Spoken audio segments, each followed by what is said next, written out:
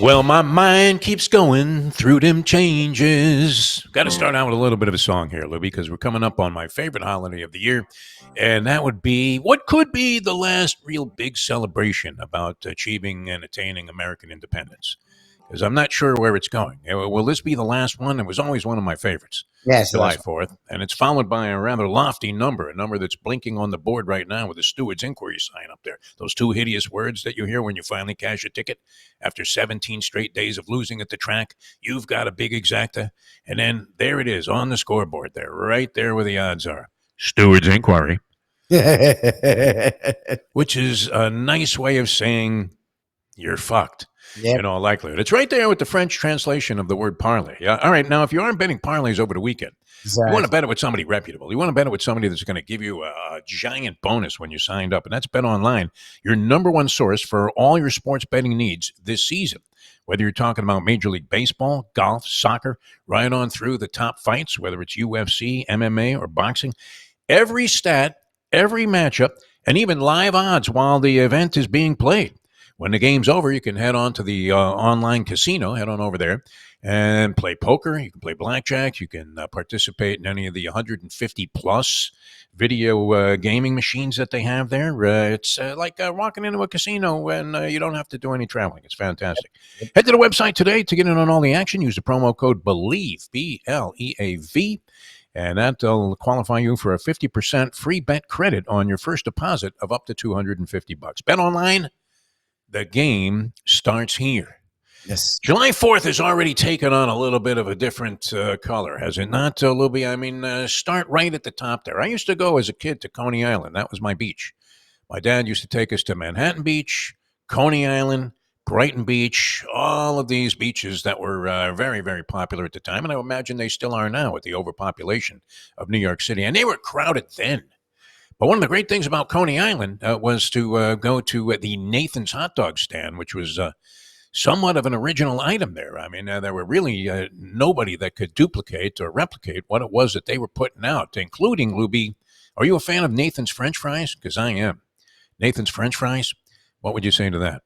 I love it. They're my favorite fry. I mean, Yeah. McDonald's, everyone loves them. They make good fry, but my favorite fry is Nathan's, but I like a lot. By far, I mean, they're light years ahead of every other French fry. You can have McDonald's or you can have steak fries. You can go to some place where they call them pommes frites, whatever the fuck you want. There's nothing like a basket full of Nathan's French fries, heavily salted. I mean, I'm talking about cardiac arrest type of levels. But what happens on July 4th, Lubie? Because of some bogus contract that we had Joey Chestnut involved with some vegan, phony meat production plant. They've disqualified him, DQ'd from the Nathan's hot dog eating contest, which is a great way to start off the day, isn't it? You're thinking, I am going to stuff my fucking face all day long. And what better way to kind of get the okay, the nod to say, it's okay, no matter what you eat, you're not going to be eating as much as these fat fucks. And the Nathan's hot dog eating contest, but it's been destroyed. I mean, think you had one of the great rivalries in all of sports evolved from the Nathan's hot dog eating contest. And then beyond that, I mean, this was better than the trilogy of fights between Ali and Frazier when you had Kobayashi and Joey Chestnut going toe-to-toe. Kobayashi was reigning supreme, and now what? He can't even get a job as a busboy at a tofu factory. It's incredible. And to take Chestnut out of the contest, it's already put a little bit of a blight on July 4th. Now, the other thing I used to love about July 4th would be, and I don't know, did you ever experience this in your lifetime? I want to say no, where you went to a Major League Baseball doubleheader. No. They used to give you a free game, like you had just bowled a 200 at some bowling alley, even though you cheated and put 5 strikes in there for the first five frames before you had to call down to the desk. Did you ever do this, Lubie? You were more legit. I was a little bit of a Donald Trump when it came to this sort of thing as a kid, because we wanted to get the free game or the little trophy that they gave away at Maroki Lanes in Merrick, New York. And so if you bowled a 200, you qualified for one of these considerations. And you would have to, as a kid, you would have to call the front desk, and the guy would have to come up and score by the time you got to the 5th frame. So it was kind of interesting, and let's face it, everybody knew it was a scam that was working at the bowling alley, because you'd have 5 strikes going into the 6th frame, and then when the guy came up to witness it, you couldn't keep the ball out of the gutter. It was amazing. But the 5 strikes, they already give you, let me try to do the math on this. They already give you 30, 60, 90. And so you're going to have 100 something going out of the fourth frame. Yeah, you got a pretty good shot. A couple of spares, and you've got yourself your deuce. But yeah, I mean, it was illegitimate. It wasn't the same. And that was just to get a free game. Imagine getting a free game today in Major League Baseball, where I mean they're gouging you, and then on top of that, I mean, speak about inflation, Lubie. I don't know if you want to get political on this session, but I think we have to though because of the fact that we are celebrating maybe the last July 4th as we know it. Is that a fair statement, Lubie? I mean, if certain things happen in November, oh, it's done. it's over, right? I think it's done. Yeah, I mean the fact that Richard Steele time, step in and stop it. The fact that I'm literally debating with fellow, and I'm a Democrat, so I don't feel I have to hide. We're flaming liberals, so we'll come right out and say this on the show. Dems who have the worst mentality ever, who don't understand how, which is weird because they're older than me, but like, yeah, I mean. You can't do anything now, and I know that bothers people because like people have the sports mentality where no, you have to switch everything and do the Hail Mary, and that's what wins. Which that's not how you win in a game. Actually, when you get down in a fight, when you get down in a game, if you switch everything, you're leading to more of a loss. That's how life works. Actually, when you react to panic and react to desperation, that's how you lose. Like the fact Biden looked like a zombie in that debate was not encouraging. I don't know. I didn't think Biden was a good guy to run 4 years ago because he seemed like a stiff. But nonetheless, that being said, what we're fighting for here, Lubie, I mean, you may as well put your Revolutionary War hat on and go out there and make sure that you don't shoot until you see the whites of their eyes because that's where it's going. But we want to enjoy the fourth. I used to enjoy the doubleheaders. I was working at Shea Stadium as a vendor. They'd have the doubleheader. It was always great selling souvenirs, between games, what was the time to make some money? People had a little bit of capital left. I still remember, too, I mean, speaking of inflation, we used to sell a fitted cap. Like you would have to ask the kid, hey, or the father of this kid, what's the kid's hat size? Now, who the hell knows? I mean, when you have a little Lubie, you think you're going to know the kid's hat size? Oh, yeah, it's 5 7/8. No way.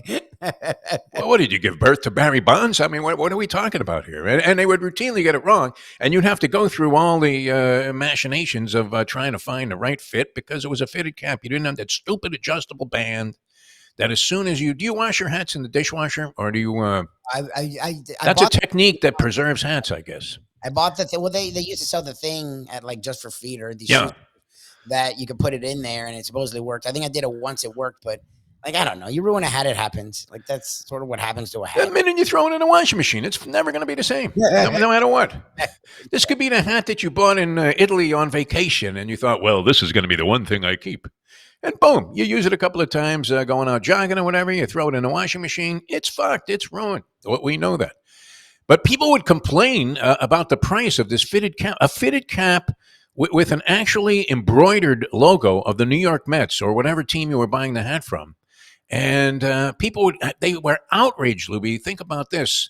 This had to be circa late 60s when the guy would go, how much? And you'd go, $1.50.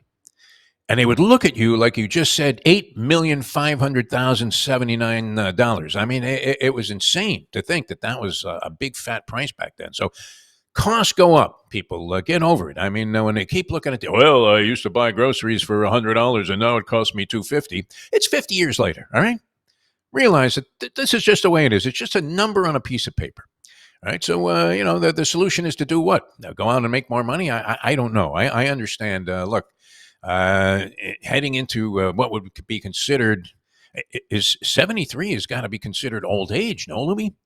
Nowadays, have you ever seen me blank on this show like Biden? Yeah, a couple of times. I was like economy. Well, look at the economy. I think 70. I mean, look, 73 is old, man. We're living longer. The average age is older. The average expectancy is older. So I don't know.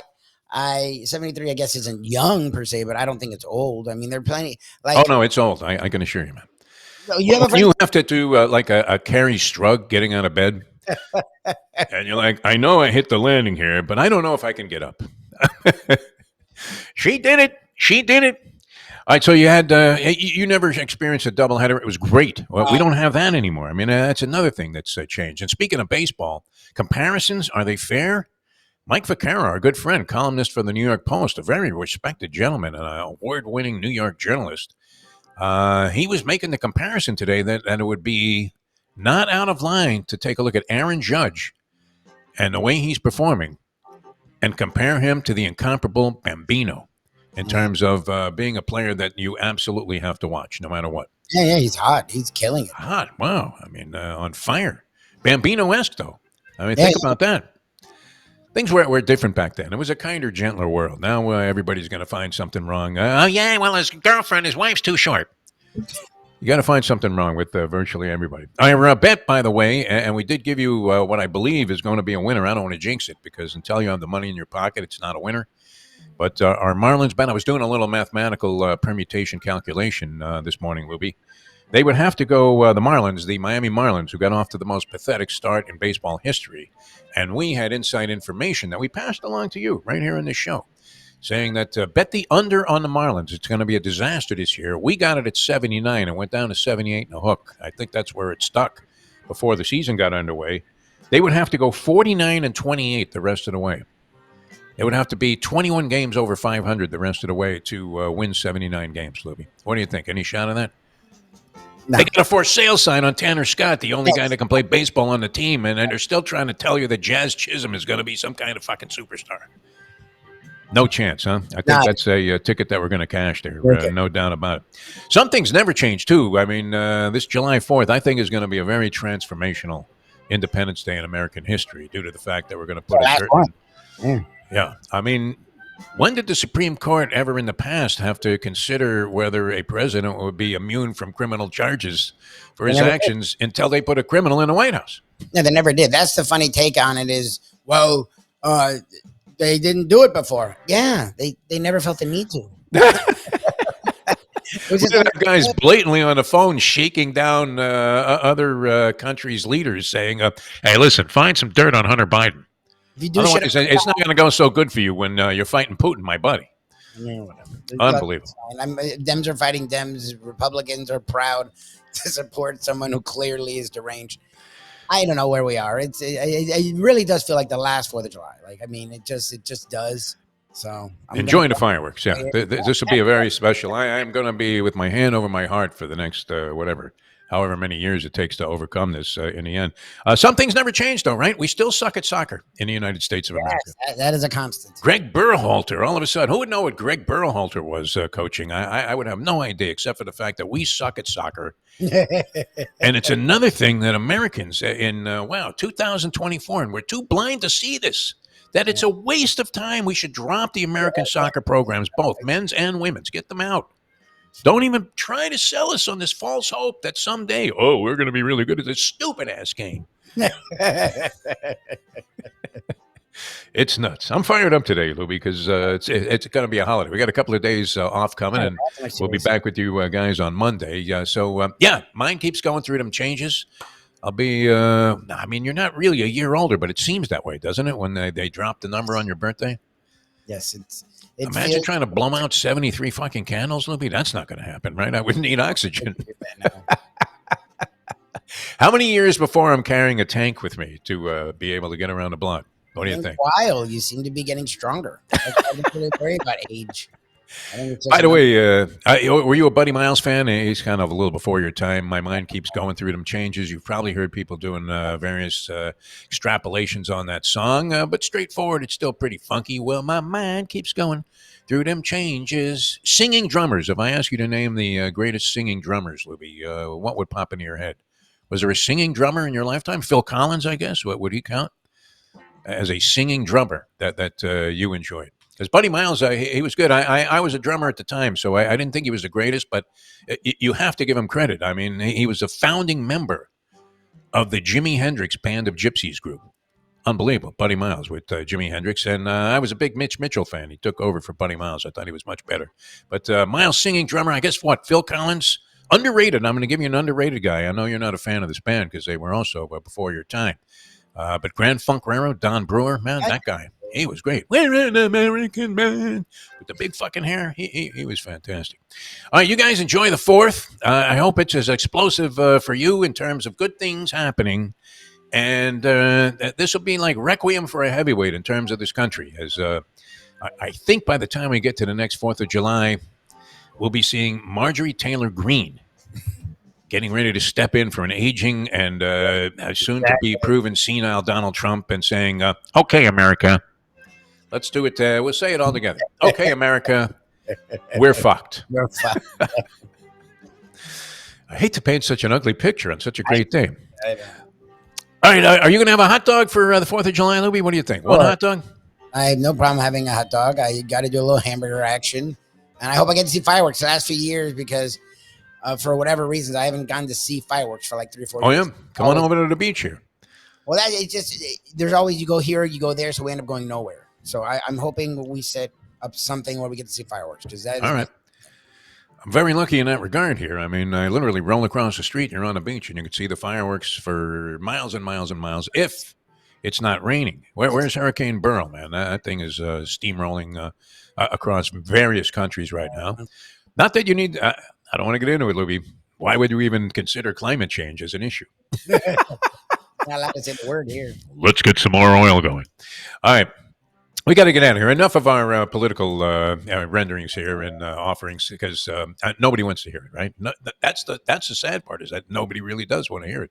All right, we will see you on Monday, the next edition right here on NoFilter.net. For Mike Lubie Lubitz, I'm Jeff DeForest. Have a great holiday weekend, everybody. We will see you Monday with the next edition of the Morning Briefing.